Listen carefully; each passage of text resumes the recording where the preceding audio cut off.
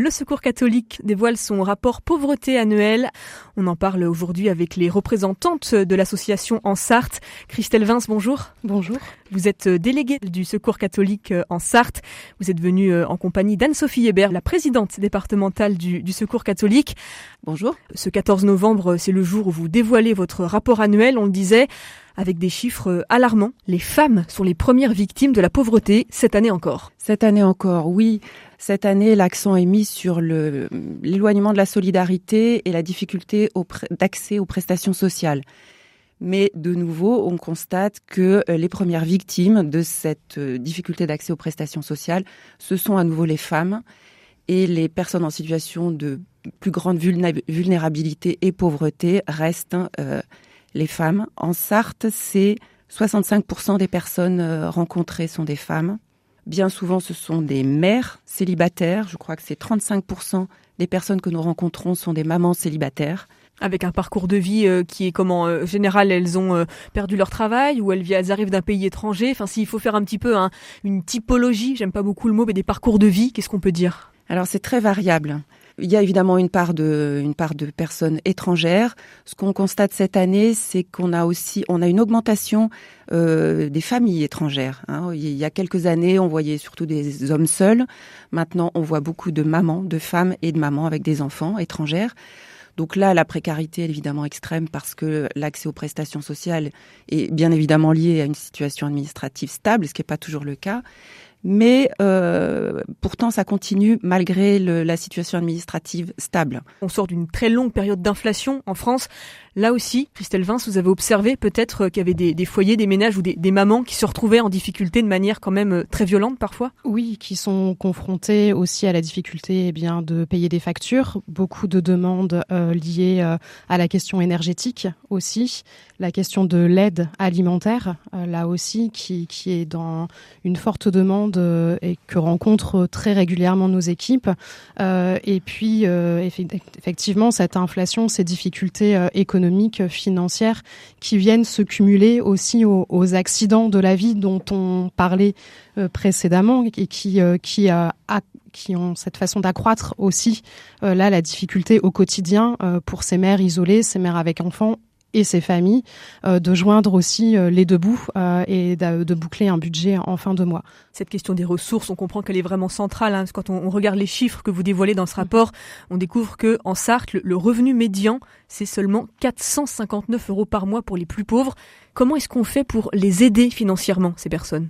C'est une moyenne, c'est le revenu des personnes au moment où elles viennent nous rencontrer. Donc c'est évidemment pas, et heureusement, une situation pérenne, durable ou lissée sur une année.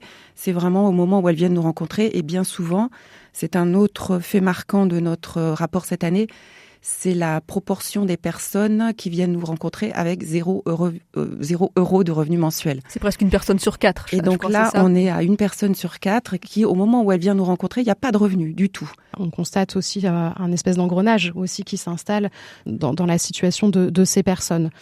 C'est ce à quoi s'attellent aussi les équipes du Secours catholique au quotidien, dans un accompagnement qui est à la fois aussi une orientation vers évidemment des professionnels qui sont eux aussi compétents pour accompagner au quotidien, poursuivre, engager parfois tout simplement des démarches administratives, des demandes de prestations, d'accompagnement.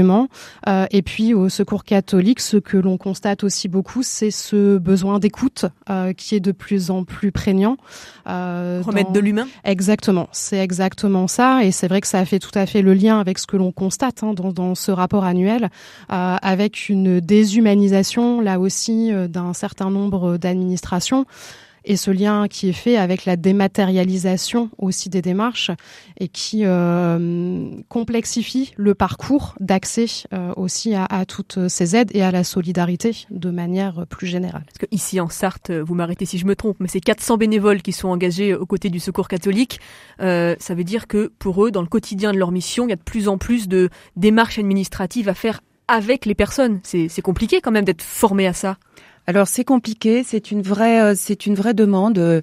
Les demandes traditionnelles des personnes qui rencontrent le Secours catholique, c'est l'écoute. D'abord, ça c'est une demande fondamentale.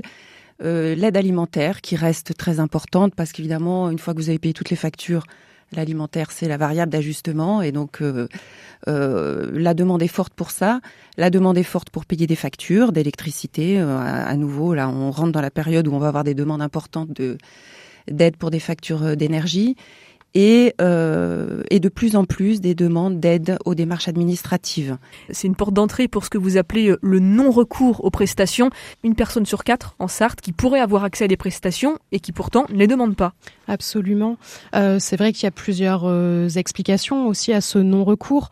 La première qui est une explication peut-être assez simple et à laquelle on peut peut-être remédier assez facilement, qui est le manque d'information aussi. Tout simplement, parfois des personnes qui ignorent qu'elles peuvent prétendre à ce type de prestations pensent ne pas remplir les conditions et quand on prend le temps effectivement d'échanger avec elles, d'étudier leur situation, eh bien on se rend compte qu'elles peuvent tout à fait prétendre à certaines prestations. Donc ça, c'est une première étape de réinformer aussi et de permettre un accès à l'information.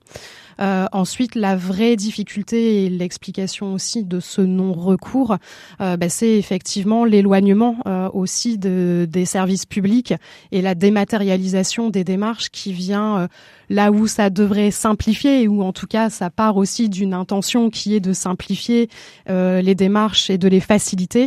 Et bien quand on accompagne des personnes qui sont dans des situations de précarité, de vulnérabilité, l'accès à l'outil informatique tout simplement et la maîtrise du numérique, là aussi est un vrai enjeu et déjà un parcours du combattant à lui seul.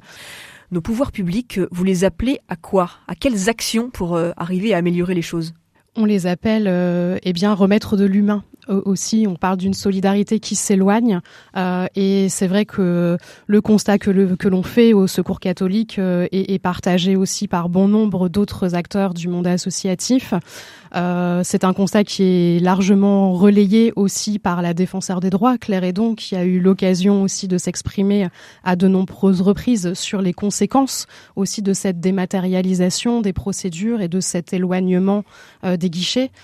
Et c'est vrai que ce que l'on souhaite, en tout cas ce que l'on demande, c'est de pouvoir remettre dans l'humain et du relationnel, de recréer du lien aussi entre les usagers et ces services publics. Merci beaucoup à toutes les deux. Christelle Vince, vous êtes, on le rappelle, déléguée départementale du Secours catholique en Sarthe. Merci à vous également, Anne-Sophie Hébert, présidente ici en Sarthe. On rappelle le Secours catholique qui dévoile aujourd'hui son rapport pauvreté 2024. À bientôt, merci. Merci.